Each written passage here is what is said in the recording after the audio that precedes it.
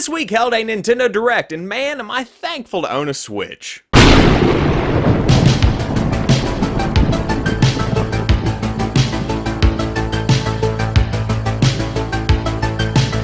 What's happening, guys? Sam Adams here, and welcome back to another episode of On the Topic Of. I hope that this video does find you well, and today we're going to be talking about the Nintendo Direct that was held on January the 11th. So building up to this Nintendo Direct, there was a lot of hype on the internet as to what would be unveiled. Would it be some large E3-esque announcements? Would it be a couple of little Nindy titles? What would this Direct hold? And all in all, I feel like there was a bit of a letdown because there was such a build-up to the event itself. But if you went in with small expectations, you came out with a lot of satisfaction. As you would expect, the Direct did have announcements that would appeal to a wide range of audiences. Some things were more interesting to me than others, and so I've chosen my top 4 announcements from this week's Direct to share with you guys, because let me tell you right now, I am so excited about the spring and what it holds for Nintendo Switch. Like, I am so pumped, I can't even explain how excited I am. The first big announcement that really struck a chord with me is the fact that Hyrule Warriors is getting a definitive edition on the Nintendo Switch. Now, you may be saying, what is Hyrule Warriors?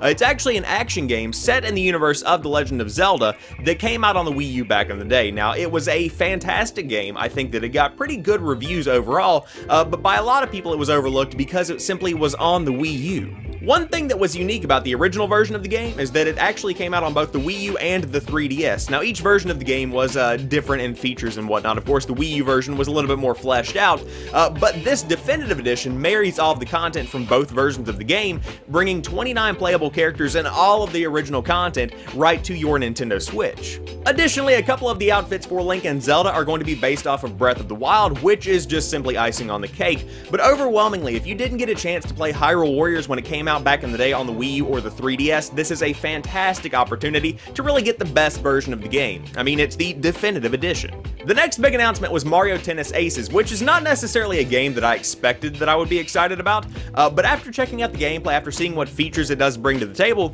I'm kind of pumped for it. Now, this is the first Mario Tennis game with a story since Mario Tennis came out on the Game Boy Advance, so it's been a hot minute, but the story does seem to take a bit of the limelight with this announcement. It seems like the story mode is going to be a little bit more fleshed out than you would expect, but the gameplay is going to be pretty solid as well. New mechanics allow you to read your opponent and then counter with the appropriate move to get the advantage. That sounds fantastic, and combining that gameplay element with a good story on top of awesome boss battles and different kinds of missions that you can do within the game, this all sounds like a fantastic idea, and Mario Tennis Aces is going to be coming out in the spring of 2018. The next big announcement is in fact my favorite announcement, and that is the fact that Donkey Kong Country Tropical Freeze is going to be coming to the Nintendo Switch. Now, this is a game that is kind of similar to Hyrule Warriors in that it was released on the Wii U, it was very well received on the Wii U, but not a lot of people got to play it because it was released on the Wii U. So as with the base game, you have Donkey Kong, Diddy Kong, Dixie Kong, and Cranky Kong all coming together to participate in this platforming adventure that is going to be on the Nintendo Switch now. However,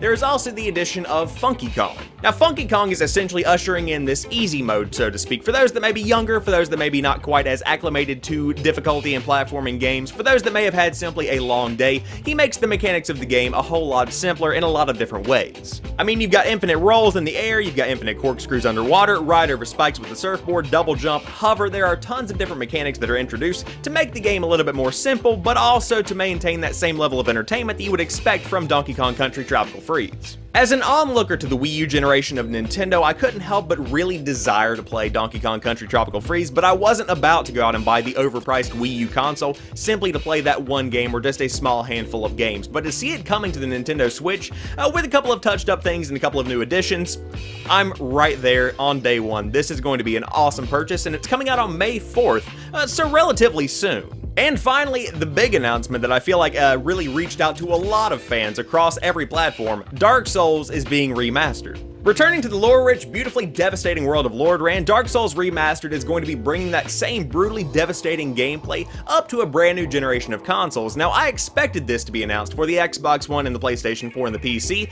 but I certainly didn't see a Switch version of the game coming. Of course, technically the game is going to be scaled back as compared to its Xbox One and PlayStation 4 counterparts more than likely, but with that being taken into account, you have Dark Souls on the go with the same brutally devastating gameplay, the same kind of mechanics, and on top of that, all of the DLC that was included with the base game.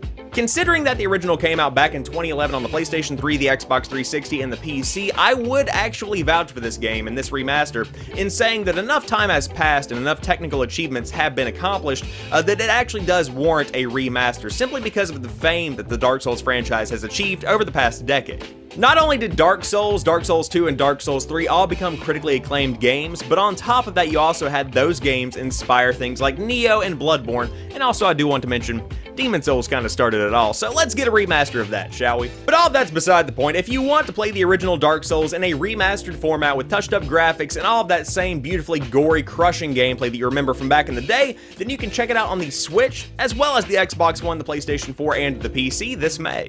So there you guys have it. I hope you have enjoyed this breakdown of what I thought was significant from Nintendo's Direct on January 11th. If you enjoyed this video, drop me a like down below. If you happen to be new to the channel, I do upload new stuff throughout the week, and I'm also live streaming on twitch.tv/thesamueladams. I would love to see you over there. We've been pushing really hard. We hit Twitch affiliate. I've talked about it here before. Super pumped about all of that, but I hope you guys have a great rest of the weekend. I will talk to you on Monday with the drop if I don't see you in the stream, and peace.